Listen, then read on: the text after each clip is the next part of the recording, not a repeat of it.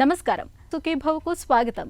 ఈ రోజు సుఖీభవలో పిల్లల పొట్టలో నులిపురుగుల, పిఎస్ఏ పరీక్షతో ప్రోస్టేట్ కు చెక్, పిల్లలకు చేతుల్లోనే ఆరోగ్యం, కాలి పిక్కల్లో భరించలేనంత నొప్పిగా ఉంటుందా, ఇంకా హెల్త్ టిప్.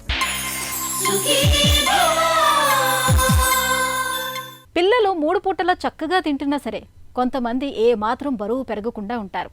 ఆకలి కూడా చక్కగానే ఉంటుంది, అయినా శారీరకంగా బలహీనంగా కనిపిస్తూ ఉంటారు.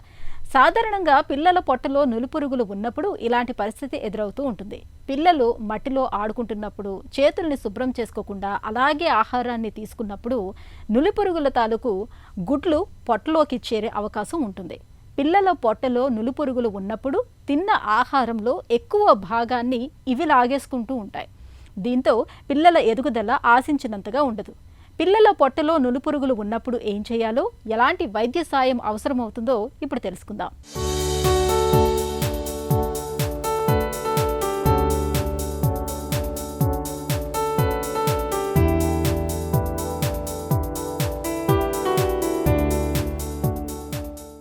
ఎదిగే వయసులో ఉన్న పిల్లలకు ఎక్కడైనా కాస్తంత ఖాళీ స్థలం కనిపిస్తే చాలు, ఎక్కడ లేని హుషారు వచ్చేస్తుంది.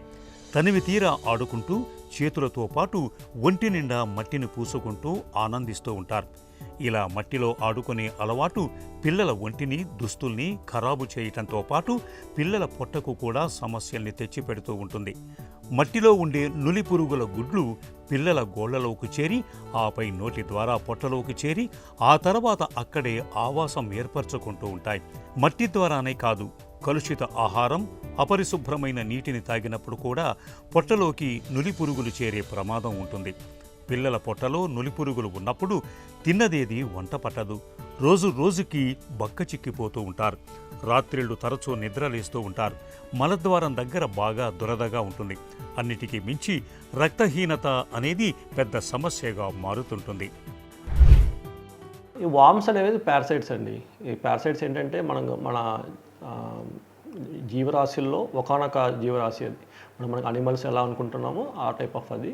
సో అవి ఏం చేస్తాయంటే లైక్ మన హ్యూమన్ బాడీ మీద డిపెండ్ అయ్యి ఉంటాయి. సో అవి బతకాలి అంటే వాటికి ఒక బాడీ కావాలి. సో అలాంటి బాడీలో మన హ్యూమన్ బాడీ అనేది ఒకానొక జీవరాశి. అవి ఇంకా వేరే అనిమల్స్ కూడా ఉంటాయి, ఈవెన్ పిగ్స్, డాగ్స్ అవిట్లో కూడా ఉంటాయి. బట్ మన హ్యూమన్లో కొన్ని రేర్గా బయటపడుతుంటాయి ఇవి. అండ్ మెయిన్లీ ఈ పారాసైట్స్ అనేవి స్టమక్లోనే ఉండడానికి ఎక్కువ అవకాశం ఉంది. అలాగే స్టమక్ ఒకటే కాదు, ఇది చాలా ఆర్గాన్స్లో ఉంటాయి. బ్రెయిన్లో ఉండొచ్చు, లివర్లో ఉండొచ్చు, ఈవెన్ ఐస్లో కూడా ఉండొచ్చు ఈ పారాసైట్స్ అనేవి. మనం కామన్గా చూసేవి ఏంటంటే స్టమక్లో ఉన్న పారాసైట్స్ వామ్స్ అంటాం దాన్ని. యూజువల్గా అది మనకి ఈ మలం ద్వారా, ఫీసెస్ ద్వారా బయటికి వెళ్తుంటుంది. అండ్ అది వెళ్ళి సాయిల్ని కంటామినేట్ చేసి ఎనీథింగ్ డైరెక్ట్గా కంటామినేషన్ అవ్వచ్చు. సాయిల్లో ఆడుకోవడం, కొంతమంది పిల్లలు సాయిలో చెప్పులు వేసుకొని తిరుగుతుంటారు. ఆ చెప్పులు వేసుకొని తిరగకపోయినా ఏదైతే ఈ పారాసైట్స్ ఉంటాయో ఇవన్నీ వెళ్ళి సాయిల్లో కూర్చొని ఉంటాయి. డిఫరెంట్ ఫామ్స్లో ఉంటాయి, కొంచెం లార్వా ఫామ్లో కూడా ఉండొచ్చు. అవి ఏమవుతాయంటే మనం బేర్ ఫుట్ అంటే చెప్పులు లేకుండా సాయిల్ మీద నడుస్తున్నప్పుడు దాని ద్వారా ఎంటర్ అవ్వచ్చు. ఇంకోటి ఏంటంటే లైక్ బాగా ఆడుకొని ఇంటికి వెళ్ళిన తర్వాత హ్యాండ్స్ శుభ్రంగా వాష్ చేసుకోకపోవడం వల్ల ఆ లార్వాని మనం క్యారీ చేసి అది అలా ఫింగర్స్ నోట్లో పెట్టుకోవడం వల్ల స్ప్రెడ్ అవ్వచ్చు. అండ్ మరీ ముఖ్యంగా కంటామినేటెడ్ వాటర్, ఈ ఫీకస్తో కంటామినేటెడ్ వాటర్ వల్ల స్ప్రెడ్ అవ్వచ్చు. లైక్ ఇంతకుముందు కలరా వ్యాప్తి చెందేది ఇలా. ఇంకొకటి మనం తినే ఆహారం, ఫ్రూట్స్ కావచ్చు, వెజిటేబుల్స్ కావచ్చు, శుభ్రంగా వాష్ చేయకపోవడం వల్ల, అందుకే సాయిల్ నుంచే వస్తాయి. అవి సరిగ్గా వాష్ చేయకపోవడం వల్ల కూడా స్ప్రెడ్ అవ్వచ్చు. మెయిన్ ఇంతకుముందు ఆరు బయట మలవిసర్జన చేసేటప్పుడు ఇవన్నీ చాలా కామన్గా చూసేవాళ్ళు. ఎందుకంటే అది చాలా సాయిల్ కంటామినేట్ అయ్యేది. ఆ చుట్టుపక్కల వాటర్ మన పొలాలకు యూజ్ చేసేవాళ్ళం.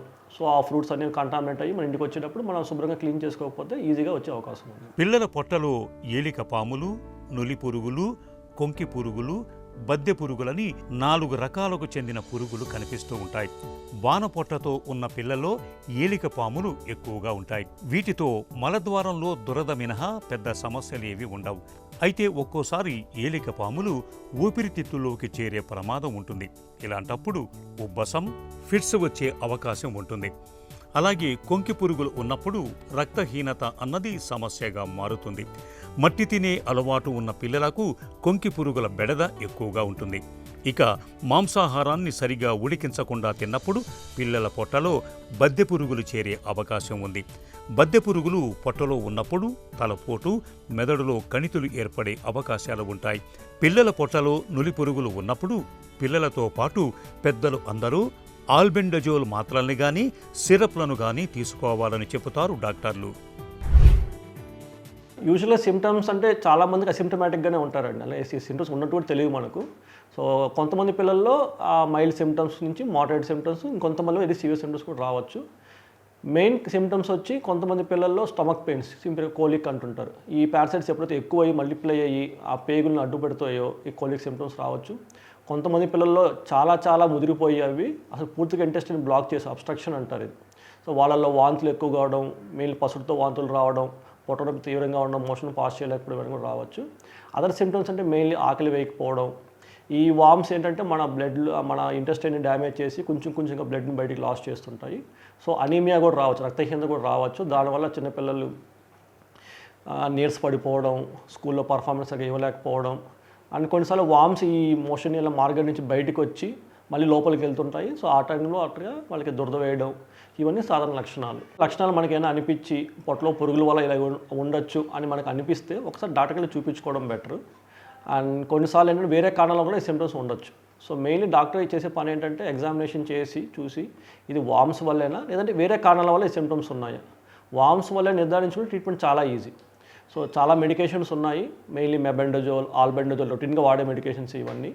సో యూజువల్గా ఇప్పుడు మన గవర్నమెంట్ స్కూల్స్లో కావచ్చు, గవర్నమెంట్ వ్యాక్సినేషన్ కావచ్చు, రొటీన్గా ఇచ్చేస్తుంటారు. ఎందుకంటే ఈ సిమ్టమాటిక్గా లేకపోయినా కొంతమంది పిల్లల్లో ఆల్రెడీ ఇది ఇన్హాబిటేషన్ ఉంటుంది.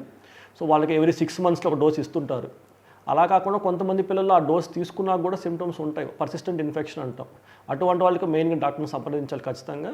దానికి తగ్గట్టు చికిత్స చేసుకోవాల్సి వస్తుంది. సో వామ్స్ ఎందుకు వస్తాయి అని మనకు తెలిసినప్పుడు నివారించడం చాలా easy. So mainly contamination of soil, contamination of hands, contamination of eatables, ఈ మూడింటిని మనం కంటామినేషన్ ప్రివెంట్ చేయగలిగితే మనం దీన్ని డెఫినెట్గా ప్రివెంట్ చేయొచ్చు. మెయిన్లీ ఆరు బయట మనల్ని ఆపాలి, బాత్రూమ్స్లోనే వెళ్ళాలి. And hand hygiene, main hands wash చేసుకున్నాకే మన ఇంట్లోకి రావడం.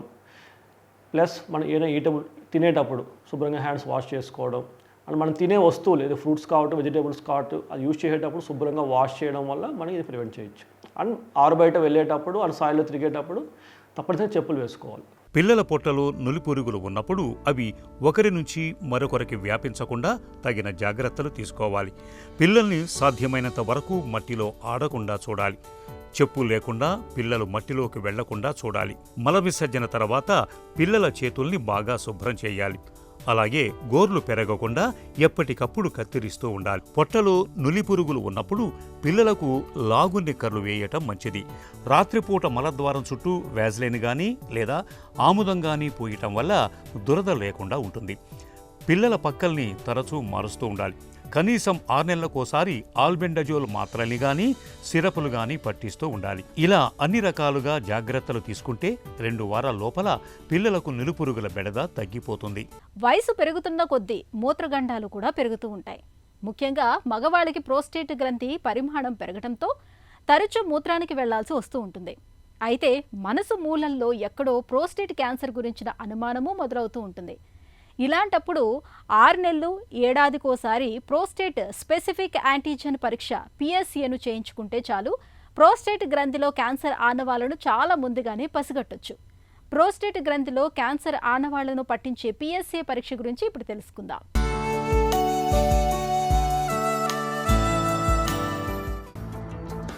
ప్రోస్టేట్ క్యాన్సర్ జీవితపు ఆఖరి మజిలీలో పురుషుల పాలిట ప్రాణాంతకంగా పరిణమిస్తూ ఉంటుంది.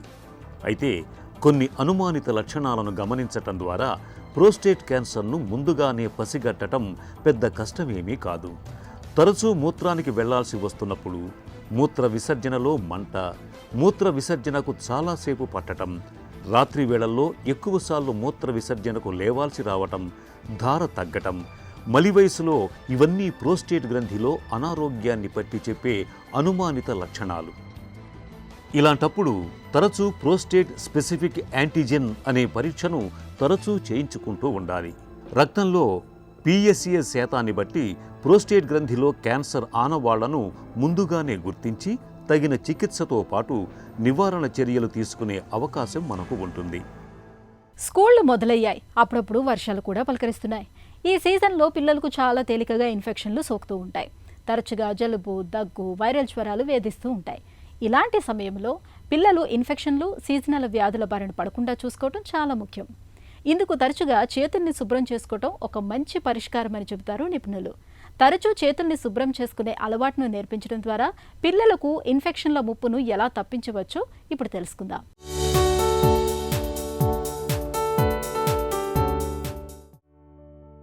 పరిశుభ్రతే ఆరోగ్యానికి పునాది. కాబట్టి పిల్లలకు ఆరోగ్యకరమైన అలవాట్లు నేర్పించటం కీలకం. చేతులు క్రమం తప్పకుండా కడుక్కునే అలవాటు ఉన్న పిల్లల్లో డయేరియా వచ్చే ప్రమాదం 48% తగ్గిపోతుంది. 24% మంది పిల్లలు న్యూమోనియా బారిన పడకుండా ఉంటారట. ఇక ఆహారం తినే ముందు, టాయిలెట్ వాడిన తరువాత, ఆడుకున్నాక పిల్లలు తప్పనిసరిగా సబ్బు లేదా హ్యాండ్ వాష్తో కనీసం 20 సెకండ్లు చేతులు శుభ్రపరుచుకునేలా చూడాలి. తుమ్మేటప్పుడు, దగ్గేటప్పుడు రుమాల్ లాంటివి అడ్డు పెట్టుకోవడాన్ని నేర్పించాలి. పిల్లలకు మొదటి గురువులు తల్లిదండ్రులే, కాబట్టి మనం పాటిస్తే వాళ్ళు పాటిస్తారు. పళ్ళు తోముకోవడం, స్నానం చేయడం వంటి వాటిని సాధారణంగా పిల్లలు అంతగా ఇష్టపడరు, మారం చేస్తారు. అందుకే సరదాగా నేర్పించాలి. రంగురంగుల చైల్డ్ ఫ్రెండ్లీ సబ్బులు, టూత్ బ్రష్లు, రుమాళ్లను ఇచ్చి వాడుకోమనాలి. హైజీన్ పద్ధతులను పాటలు పాడుతూ, గేమ్స్ ఆడుతూ నేర్చుకునేలా చూడాలి. మంచి అలవాట్ల ప్రాముఖ్యతను వాళ్ళ వయసుకు తగ్గ పుస్తకాలు, వీడియోలు, కథల ద్వారా చెప్పారంటే తేలికగా గుర్తుంచుకుంటారు. పిల్లలు స్కూలుకి వెళ్తున్నప్పుడు, బస్సులు, ఆటోల వంటి వాహనాల్లో ప్రయాణిస్తున్నప్పుడు చేతులు, కాళ్ళు, చర్మం ఇలా ఎక్కడ చేరిన క్రిములైనా నోటి ద్వారా శరీరంలోకి వెళ్ళొచ్చు. అవి ఇన్ఫెక్షన్లకు కారణమై విరేచనాలు, వాంతులు, శ్వాసకోశ ఇబ్బందులతో పాటు పోషకాహార లోపం వంటివి వచ్చే ప్రమాదం ఉంటుంది. అందుకే పబ్లిక్ ప్రదేశాల్లో ఉన్నప్పుడు నోటికి మాస్క్ వేసుకోవడం అలవాటు చేయాలి. ఫ్లూ తరహా వ్యాధులు వ్యాపించే కాలంలో మార్గదర్శకాలను ఖచ్చితంగా పాటించడం, బస్సు, రైలు వంటి ప్రజా రవాణా వాహనాల్లోని హ్యాండ్ రీల్స్ వాడినప్పుడు తగిన జాగ్రత్తలు తీసుకోవటం పిల్లలకు నేర్పించాలి. మొదట్లో కాస్త పర్యవేక్షిస్తే చాలు, నెమ్మదిగా అలవాటుగా మార్చుకుంటారు. పిల్లలకు కేవలం పరిశుభ్రతే కాదు, మంచి ఆహారపు అలవాట్లను కూడా నేర్పించాలి. సమతులాహారం తీసుకోవడం, బాగా నిద్రపోవడం, చిన్న చిన్న వ్యాయామాలు చేయడం వంటివన్నీ వాళ్లకు చెప్పాలి. అప్పుడే పిల్లల్లో రోగనిరోధక శక్తి పెరిగి ఆరోగ్యంగా ఉంటారు. ఎక్కువ దూరం నడిచినప్పుడు కాలి పిక్కలు పట్టేయడం, నొప్పిగా అనిపించడం మనకు అనుభవమే. అయితే కొద్ది దూరం నడిచినా పిక్కలు పట్టేస్తూ ఉంటే ఖచ్చితంగా అనుమానించాల్సిందే. వయసు పైబడుతుందని, మోకాళ్ల నొప్పులు మొదలైపోయాయని భావిస్తూ ఇలాంటి పిక్క నొప్పుల్ని మనలో చాలామంది పెద్దగా పట్టించుకోరు, తేలికగా తీసుకుంటూ ఉంటారు. నిజానికి ఇలాంటి పిక్క నొప్పుల వెనుక కొన్నిసార్లు ప్రమాదకరమైన పీవీడీ జబ్బు కారణంగా ఉండే అవకాశం ఉంది. పెరిఫెరల్ వాస్కులర్ డిసీజ్గా పిలిచే ఈ జబ్బు గురించిన పూర్తి వివరాల్ని డాక్టర్ని అడిగి ఇప్పుడు తెలుసుకుందాం.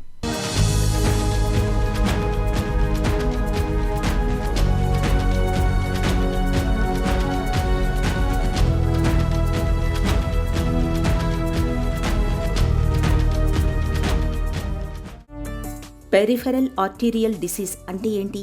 మన ఏదైతే కాళ్ళకి, చేతులకి బ్లడ్ సప్లై చేసే బ్లడ్ వెజల్స్ని పెరిఫెరల్ వెజల్స్ అంటాం. ఈ పెరిఫెరల్ వెజల్స్లో వచ్చే డిసీజ్ని పెరిఫెరల్ ఆర్టరీ డిసీజ్ అంటాం. జనరల్గా వెజల్స్లో ఆర్టరీస్కే ఎక్కువ డిసీజ్ వస్తుంది. వెయిన్స్లో మనకు తెలిసింది వారికోజ్ వెయిన్స్, అవి లేదా క్లాట్స్. ఆర్టరీలో వచ్చేటప్పటికి ఈ రక్తనాళాలలో ఒక భాగం లోపల కొవ్వు పేరుకోవడం వల్ల కాదు కానీ, కాల్షియం పేరుకోవడం వల్ల కానీ, వేరే ఏ కారణాల చేతనైనా లోపల యొక్క రక్తనాళంలో ఉన్న ఇవి గొట్టాల్లాగా ఉంటాయి. లోపల చాలా స్మూత్ లేయర్ ఉండి దానికి 3 లేయర్స్ ద్వారా ఉంటాయి అన్నమాట. దాంట్లో నుంచి రక్త ప్రసరణ జరుగుతూ ఉంటుంది. ఈ స్మూత్గా ఉన్న లేయర్లో కనుక ఏ రకమైన డ్యామేజ్ జరిగినా కూడా దాన్ని పెరిఫెరల్ ఆర్టరీ డిసీజ్ అంటాం. పిఐడి ఎందుకు వస్తుంది, ఎవరికి వస్తుంది? స్మోకింగ్ ఎవరైతే చేస్తారో వాళ్ళకి చాలా ఎక్కువగా ఈ ముప్పు ఉంటుంది. స్మోకింగ్ మానేసిన సంవత్సరం తర్వాత దాని ముప్పు తగ్గుతూ వస్తుంది, కానీ దాని యొక్క ప్రభావం కొన్ని దశాబ్దాల పాటు ఉండి 30లో 40లో స్మోకింగ్ చేసిన వ్యక్తులకు కూడా 60-70లో విపరీతంగా వెజల్ డ్యామేజ్ చూసిన సందర్భాలు ఉన్నాయి. ఇవి మనకి ఏదైతే హార్ట్లో బ్లడ్ వెజల్స్ బ్లాక్ అయిన వాళ్ళకి అదే ప్రక్రియ మనకి పెరిఫెరల్ ఆర్టరీ డిసీజ్లో కూడా జరుగుతూ ఉంటుంది. ఇది స్మోకింగ్ తర్వాత పురుషుల్లో ఎక్కువగా వచ్చే ఛాన్స్ ఉంటుంది. ఇది జన్యుపరంగా ఏంటంటే పురుషులకి ఈ పెరిఫెరల్ ఆర్టరీ డిసీజ్ వచ్చే ఛాన్స్ ఎక్కువ. తర్వాత కొలెస్ట్రాల్ ఎక్కువ ఉన్న వాళ్ళకి, బీపీ, షుగరు ఈ వ్యాధులు ఉన్న వాళ్ళకి కూడా ఎక్కువగా వచ్చే ఛాన్స్ ఉంటుంది. చాలా తక్కువ సందర్భాల్లో కుటుంబపరంగా, జన్యుపరంగా వాళ్ళలో ఉండే మార్పులను బట్టి జరుగుతూ ఉంటుంది. పిఏడి జబ్బు తాలూకు లక్షణాలు ఎలా ఉంటాయి? కొంత దూరం నడిచినప్పుడు కానీ, పరిగెత్తినప్పుడు కానీ రక్త ప్రసరణ ఆ కండరాలకు ఎక్కువ అవసరం అవుతుంది. కానీ బ్లాకేజ్ ఉన్నప్పుడు ఆ కండరానికి ఎక్కువ ప్రసరణ జరగనప్పుడు దాంట్లో నొప్పి రావడం జరుగుతుంది. ఇది సాధారణంగా మొదటి సిమ్టమ్, దీన్ని క్లాడికేషన్ అంటాము. దాని ద్వారా ఫస్ట్ సిమ్టమ్ స్టార్ట్ అవుతుందండి. కొంతమందికి పుండ్లు పడి అవి మానకపోవడం ఇంకొక రీజన్. రక్త ప్రసరణ జరగనప్పుడు ఏదైనా పాదంలో అల్సర్స్ కానీ పుండ్లు కానీ పడితే అవి తొందరగా మానపోవటం జరుగుతుంది. ఈ రీజన్స్ ఉంటాయి. డిసీజ్ ఇంకా ఎక్కువ ప్రోగ్రెస్ అయ్యి బ్లడ్ సర్క్యులేషన్ పూర్తిగా ఆగిపోయినప్పుడు ఆ పాదానికి లేదా ఆ భాగానికి సర్క్యులేషన్ లేనప్పుడు కాన్స్టెంట్గా రెస్ట్ పెయిన్ అంటాం. ఇది విపరీతమైన పెయిన్, పోటు జరుగుతుంది. వాళ్ళు జనరల్గా కాలు కిందకి ఏలాడదీస్తే కానీ సర్క్యులేషన్ జరగని పరిస్థితి అవుతుంది. వాళ్ళ ఇంట్లో అక్కడి నుంచి బాత్రూమ్కి వెళ్ళటం కూడా కష్టమయ్యే పరిస్థితి అవుతుంది. ఇది చాలా సివియర్ కండిషన్ స్టేజ్ అవుతుంది. ఆ తర్వాత ఈ సర్క్యులేషన్ ఇక పూర్తిగా ఆగిపోయినప్పుడు టిష్యూ డ్యామేజ్ ఇలా చనిపోవడం జరిగి నల్లగా మారి గ్యాంగ్రీన్గా మారడం జరుగుతుంది. ఇవి దశలుగా పెరిఫెరల్ ఆర్టరీ డిసీజ్ ప్రోగ్రెషన్ ఉంటుందండి. పిఏడితో తలెత్తే తీవ్రస్థాయి సమస్యలు ఎలా ఉంటాయి? ఫస్ట్ మనం చూసే సిమ్టమ్ ఏంటంటే నడిచే డిస్టెన్స్ తగ్గిపోతుంది. అది ఫస్ట్ సిమ్టమ్ అవుతుంది. అక్కడి నుంచి ప్రోగ్రెస్ అవుతూ ఉంటుంది. ఇది మనకి ఉన్నా కూడా ఇది ఏదో ఏజ్ వల్ల వచ్చిందనో లేకపోతే కండరాలు పట్టేస్తున్నాయని నెగ్లెక్ట్ చేస్తూ వెళ్తే ఒకరోజు రెస్ట్ పెయిన్గా ప్లాక్ రప్చర్ అయ్యి క్లాట్ అయితే సడన్గా కాళ్ళకి రక్త ప్రసరణ ఆగిపోయి అక్కడ పెయిన్ రావడం, లేదంటే పుండు డెవలప్ అయ్యి దాన్ని మానకపోవడం, గ్యాంగ్రీన్ డెవలప్ అయ్యి పూర్తిగా పాదమే తొలగించాల్సిన అవసరం రావచ్చు. ఇది సడన్గా జరిగే వ్యవహారం కాదు, కొన్ని నెలలు లేదా సంవత్సరాల ద్వారా జరుగుతూ వస్తుంది. కాబట్టి ముందే గుర్తించి సరైన చికిత్స తీసుకుంటే చాలా వరకు లైఫ్ స్టైల్ మాడిఫికేషన్ అంటే మన జీవనశైలిలో మార్పుల ద్వారానే ఎక్కువ వరకు వీటిని నివారించవచ్చు. పిఏడి జబ్బుని ఎలా నిర్ధారించుకుంటారు? నాడి ఇక్కడ పట్టుకున్నప్పుడు తెలిసినట్టుగానే కాళ్ళలో కూడా రక్త ప్రసరణని నాడి పట్టుకోవడం ద్వారా తెలుస్తుంది. మన పల్స్ ఎగ్జామ్ అంటాం. బీపీ చెక్ చేసుకునేటప్పుడు చేతి బీపీ, తర్వాత కింద యాంకిల్ దగ్గర కూడా బ్లడ్ ప్రెషర్ చూస్తారు. ఈ రెండింటి యొక్క రేషియో చూస్తే దాన్ని యాంకిల్ బ్రేకిల్ ఇండెక్స్ అంటాం, ABI. ఇది సాధారణంగా బీపీ చూసినట్టే. ఆ రేషియో ద్వారా కూడా పెరిఫెరల్ వాస్కులర్ డిసీజ్ ఉందా, దాని సివియరిటీ ఎలా ఉంది అనేది మనం చెప్పచ్చు. సాధారణమైన మనుషులకి చేతిలో ఉన్న బీపీ, కింద పాదంలో ఉన్న బీపీ ఒకటే ఉంటుంది కాబట్టి రేషియో ఒకటిగా ఉంటుంది. దీంట్లో డిసీజ్ పెరిగే కొద్దీ తగ్గుతూ వస్తుంది. 0.6 కంటే తగ్గితే మనకి పుండు పడే ఛాన్సెస్ ఎక్కువ ఉంటాయి కాబట్టి దానికి ఫర్దర్ ఇన్వెస్టిగేషన్ చేయాలి. దాంట్లో ఏంటంటే బ్లడ్ వెజల్స్ మనం ఫీలింగ్తో కాకుండా సాధారణ కంటితో చూడలేం కాబట్టి అల్ట్రాసౌండ్ పరీక్ష ద్వారా చూడొచ్చు, లేదంటే సిటీ స్కాన్ పరీక్ష, లేదంటే MRI ద్వారా కూడా మనము వెజల్స్ లోపల ఎట్లా ఉందో చూడొచ్చు. డయాగ్నోస్టిక్ యాంజియోగ్రామ్ ద్వారా కూడా గ్యాస్ ఇచ్చి ఆ వెజల్స్ని మనం పరీక్షించేయచ్చు. పిఏడి జబ్బుకి చికిత్స ఎలా ఉంటుంది? మన సిమ్టమ్స్ని బట్టి కేవలం క్లాడికేషన్ అంటే నడుస్తున్నప్పుడు పిక్కలు పట్టేయటమే కనుక ప్రాబ్లం అయితే దానికి ఎటువంటి శస్త్రచికిత్స కానీ, యాంజియోలు కానీ, స్టెంట్లు కానీ అవసరం లేదు. ముందు చేయాల్సిన పని వ్యాయామం. అంటే రోజుకి 30 నిమిషాలు చొప్పున వారంలో 5 సార్లు కనుక నడవగలిగితే స్టెంట్, యాంజియోగ్రామ్స్ కంటే కూడా అది చాలా ఎఫెక్టివ్ అని ఎన్నో స్టడీస్లో నిర్ధారించబడింది. ఇంకొకటి వాటర్ తీసుకోవటం, హైడ్రేషన్ తగిన మోతాదులో. చాలామందికి హార్ట్ కండిషన్స్ ఉన్న కొంతమందికి మాత్రం మనం హైడ్రేషన్ తక్కువ తీసుకోమని చెప్తాం. కానీ సాధారణంగా ఈ పెరిఫెరల్ వాస్కులర్ డిసీజ్ ఉన్న వాళ్ళు స్మోకింగ్ లేదా 50-60 మధ్యలో ముందు బయటపడుతుంది. వాళ్ళకి కొంత దూరం నడగానే పిక్కలు పట్టేయటం మొదలైనప్పుడు మనం ఎంత వాటర్ తీసుకుంటున్నాం అనేది చూసుకోవాలి. కనీసం 2 లీటర్ల నీళ్లు ఏ సాధారణ పరిస్థితుల్లో అయినా సరే, టెంపరేచర్స్ ఎలా ఉన్నా తీసుకోవడం చాలా ఇంపార్టెంట్. ప్రోటీన్ ఇంటేక్, శాకాహారులు అయినా సరే, మాంసాహారులు అయినా సరే, మన ఆహారంలో ప్రోటీన్ మోతాదు ఎంత ఉందో చూసుకొని కనుక ఇంప్రూవ్ చేసుకోగలిగితే బ్లడ్లో విస్కాసిటీ మెయింటైన్ అయ్యి దాని ద్వారా సర్క్యులేషన్ చాలా వరకు మెయింటైన్ అయ్యే ఛాన్సెస్ ఉంటాయి. ఇప్పుడు ఒకసారి మనకి పెరిఫెరల్ ఆర్టరీ డిసీజ్ వచ్చి మీకు క్లాడికేషన్ అని నిర్ధారించిన తర్వాత చిన్న మందులు ఉంటాయి. బ్లడ్ వెజల్స్ని మనం డైలేట్ చేసేవి, వాటి ద్వారా కూడా చికిత్స అందించవచ్చు. లేదు దీని ద్వారా ఇది ఇంకా ప్రోగ్రెస్ అయ్యి మనకి పుండు పడుతుంది, లేదంటే నేను డైలీ రొటీన్లో యాక్టివిటీస్ చేసుకోవడానికి ఈ పెయిన్ ఇబ్బంది అవుతుంది అనుకున్నప్పుడు మొదటిగా యాంజియోగ్రామ్ చేసి బ్లాకేజెస్ ఎక్కడున్నాయో నిర్ధారించుకొని బెలూన్ ద్వారా ఓపెన్ చేయొచ్చు, లేదంటే స్టెంట్ పెట్టచ్చు. ఈ రెండు కుదరినప్పుడు, పుండ్లు పడినప్పుడు బైపాస్ ఆపరేషన్ ద్వారా లెగ్స్లో కూడా వాటిని ట్రీట్ చేయొచ్చు. పిఏడి జబ్బుని నివారించుకోవచ్చా? పెరిఫరల్ ఆర్టరీ డిసీజ్లో ముఖ్యంగా ఏంటంటే టొబాకో ఎక్స్పోజర్ పూర్తిగా తగ్గిపోవాలి. అది ప్యాసివ్ స్మోకింగ్ కానీ యాక్టివ్ స్మోకింగ్ మరీ ముఖ్యంగా. చాలామంది ఈ రోజుల్లో ఏంటంటే ఈ సిగరెట్స్, వేపరైజర్స్ వచ్చినాయి, దాంట్లో టొబాకో ఎక్స్పోజర్ తక్కువ ఉందని భ్రమపడతారు. చాలా స్టడీస్లో పెరిఫరల్ ఆర్టరీ డిసీజ్కి ఎటువంటి టొబాకో ఎక్స్పోజర్ అయినా సరే బ్లడ్ వెజల్స్ డ్యామేజ్ అపారంగా ఉండే ఛాన్సెస్ చాలా ఎక్కువ ఉంటాయి. రెండోది కొలెస్ట్రాల్ లెవెల్. మన ఫ్యామిలీ హిస్టరీలో ఎవరికైనా ఈ ప్రాబ్లమ్స్ ఉన్నాయి అంటే గుండె జబ్బులు లేదా హైపర్ కొలెస్ట్రాల్ ప్రాబ్లమ్స్ ఉన్నప్పుడు సాధారణ హెల్త్ చెకప్స్ ద్వారా మన శరీరంలో కొలెస్ట్రాల్ శాతం ఎలా ఉందో చూసుకోవాలి.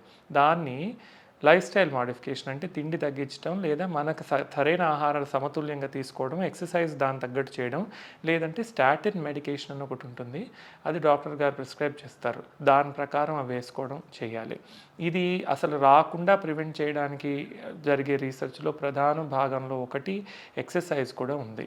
ఇది ఇప్పుడు మనం రీసెర్చ్లో ఎక్కువగా ఉన్నది మనిషి అనేవాడు ఎక్కువగా బతకడానికి చేయవలసిన కారణాలు ఏంటి అని చూస్తున్నప్పుడు ఒకటి విటమిన్ ఇంటేకు, రెండోది ఆహారంలో కల్తీ నివారించడం ఒకటైతే, మూడోది ఎక్సర్సైజ్ అనగానే మనము పొద్దునే వాకింగ్ చేసేసి అయిపోయిన వెంటనే చాలా చక్కెర కలిపిన టీ తాగటమో లేకపోతే బ్రేక్ఫాస్ట్ చేయడమో చూసేసి చాలామంది ఆ రోజు ఎక్సర్సైజ్ అయిపోయింది అనుకుంటారు. కానీ ఆహారంతో పాటుగా చేసే వ్యాయామము, అది కూడా స్ట్రెంగ్త్ ట్రైనింగ్ అంటే 30-40 దాటిన తర్వాత మనము కండరాలు గట్టిపడే ఎక్సర్సైజెస్ కనుక రోజుకు కనీసం అరగంట చేయగలిగితే మనకి మనం ఇచ్చుకునే గొప్ప గిఫ్ట్ అదే అవుతుంది. కొద్ది దూరం నడిచినా పిక్కలు పట్టేస్తున్నప్పుడు, కాళ్ళు గుంజుతున్నప్పుడు ఆలస్యం చేయకుండా వెంటనే డాక్టర్ని సంప్రదించాలి. పరీక్షలు చేయించుకోవాలి. పీవీడీ జబ్బును త్వరగా పసిగట్టడంతో పాటు అంతే త్వరగా చికిత్స తీసుకోవాలి. అప్పుడే పీవీడీ జబ్బు నుంచి పూర్తిగా బయటపడొచ్చు. ఇక ఈ రోజు కార్యక్రమాన్ని ముగించే ముందు ఒక చిన్న చిట్కా మీకోసం. కాళ్ల వాపులతో బాధపడుతున్నప్పుడు ఉదయం పూట పిప్పిళ్ల చూర్ణాన్ని పాలతో మరిగించి దానికి కొద్దిగా సొంటి పొడిని కలుపుకొని తాగటాన్ని అలవాటు చేసుకోండి. కాళ్లల్లో వాపులు క్రమంగా తగ్గుముఖం పడతాయి.